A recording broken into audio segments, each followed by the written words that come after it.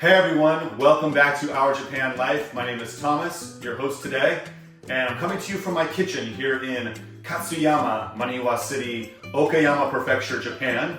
And I'm going to be doing something very special, which happens about once a year, which is to make traditional Japanese Yuzu Liqueur, or what they call Yuzushu. Now it's about mid-November right now. The Yuzu citrus ripens from about now until early to mid-December. And it's a very special fruit. Yuzu, if you haven't had it, is very, very highly aromatic, very pungent, very powerful citrus, big acid, lots of flavor. And it's used often in cocktails around the world for infusions, and it's absolutely remarkable fruit. So we're very lucky to have it locally growing everywhere around our house, and I've harvested a little bit today to make this beautiful liqueur. Now for traditional Japanese Yuzushu, what you need is about 1.2 kilograms of fruit per 1.8 liters of Japanese Shochu, which is a 35% alcohol liquor, which is a neutral flavored liquor. So I'm going to go over the ingredients that we have and the tools that you'll need in order to perform the same task. It's very, very simple. It doesn't take that long to do it. Let's go over it. So I have about 13 or 14 yuzu fruit right here because I have two 1.8 liter carafes of Shochu. We have rock sugar.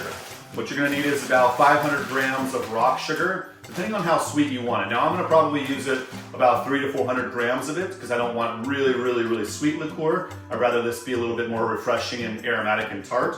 So we have rock sugar. You'll need about a 3-liter jug or like a tea jar, like if you were doing sun tea. This one I think is a little larger than 3 liters. You'll need a fine little strainer or sieve. You'll need some cheesecloth so that you can wrap the skins and make like a big large tea bag of the skins. And if you want to be precise, you can have a scale. And that's about it, guys. You'll obviously need a knife to cut the fruit. You'll need a spoon to carve out the pith. But let's get right into this, okay? So the first thing that you're going to want to do is you're going to want to thoroughly wash with cold water and remove any dirt or anything that might be on the fruit. Then what you're going to want to do is get out a knife or a toothpick and you're going to want to take out the top little stem part. You don't want any bitterness in your liqueur. So let's get started on that.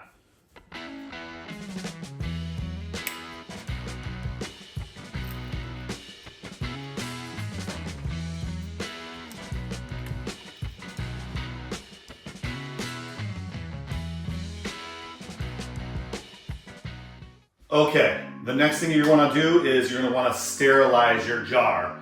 I already did so I'm not going to put you through that. What you can do to sterilize is use very, very hot water, clean it, rinse it very good.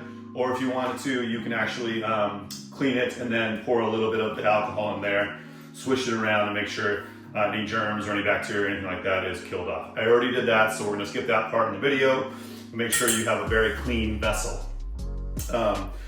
After that, what you're going to want to do is you're going to want to peel the yuzu like you would peel an orange.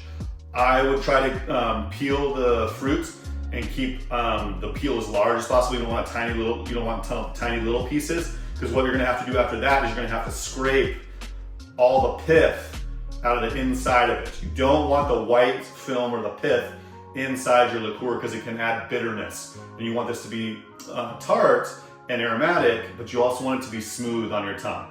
So let's go ahead and peel the fruit. We're going to keep the fruit aside from the peels, and I'll show you what to do after that, okay? Let's get peeling. You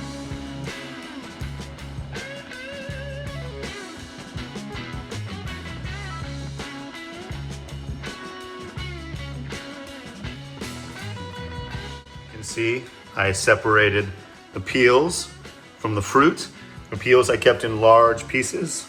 There was only one that I had a little bit of trouble with because it wasn't quite fully ripe. The greener they are, the harder the skin will be to pull off. Also, the greener they are, the more tart your liqueur will be. These are pretty early season. I wanted it to have some real freshness to it, so they had just turned yellow on the tree. Now that I have the skins fully separated from the fruits, what we're going to do now is we're going to de-pith, is what I would like to call it. Taking that white layer out of here as much as you can. Okay, now it doesn't have to be perfect. If you have a little pith in it, it's not going to be a big, huge problem, but you're going to want to scrape as much as you can out without causing damage to the fruit and losing a lot of the oils and stuff in the skin. So let's get started on that.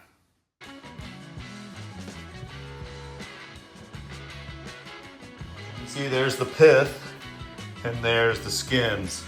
So it's not perfect. I didn't get every piece of pith off, but I got the majority of it off.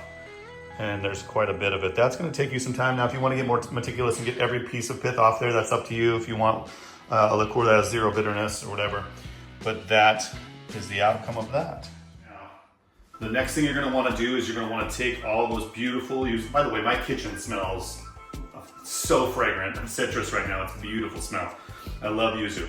You're going to want to take the skins that you just de-pithed and you're going to wrap them in a cheesecloth.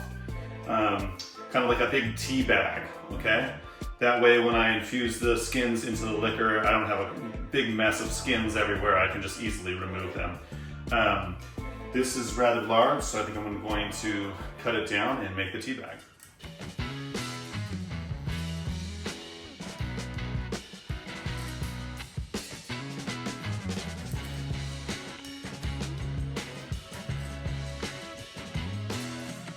Just like that.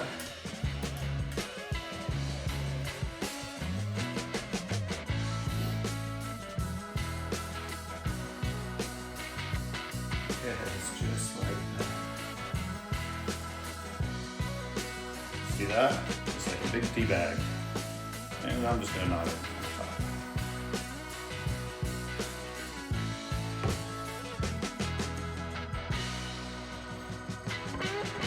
Alright.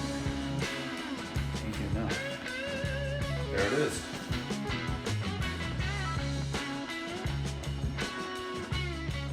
Now the fun part, the processing part.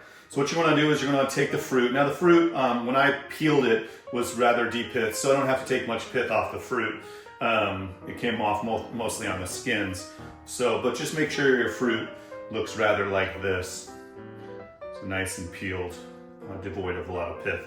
What you're going to want to do is you're going to want to layer this. So I'm going to start off with a layer of rock sugar on the bottom in the jar.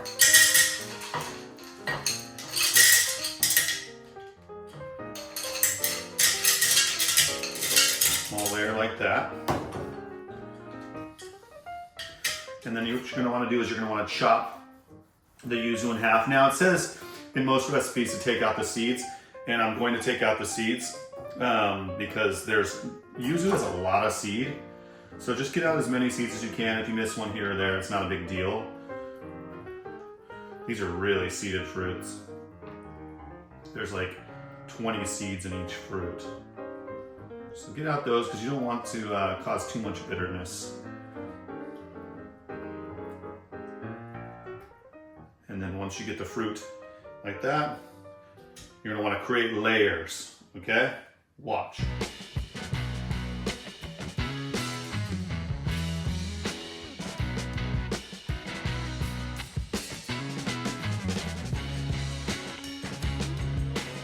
Seeds. Look at all those seeds. That was about 14 pieces of fruit right there. See how we have it nice and layered in there with the rock sugar? Now we are going to add the soju in. Okay, soju's going in, but before we put the soju in, I'm going to take my tea bag of leaves in that cheesecloth and I'm going to put it in the jar first. Nice snug fit there, that way I can pour the soju right over those beautiful skins.